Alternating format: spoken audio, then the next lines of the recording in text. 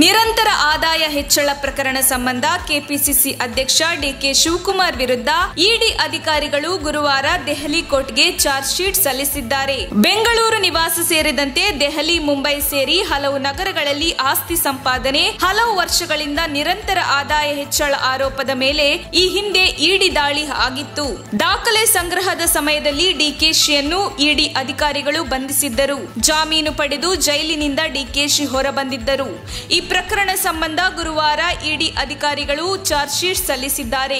Charge sheet ನಲ್ಲಿ ಮೇಲ್ನೋಟಕ್ಕೆ ಆರೋಪಿ ಪ್ರಭಾವಿ, ಹಾಗಾಗಿ ಜಾಮೀನು ರದ್ದುಗೊಳಿಸಿ ಎಂದು ಇಡಿ ಪ್ರಸ್ತಾಪ ಮಾಡಿದ್ರೆ ಡಿಕೆಶಿಗೆ ಮತ್ತೆ ಸಂಕಷ್ಟ ಎದುರಾಗಬಹುದು. ಸಾರ್ವತ್ರಿಕ ಚುನಾವಣೆಗೆ ಇನ್ನು 11 ತಿಂಗಳು ಮಾತ್ರ ಬಾಕಿ ಇದೆ.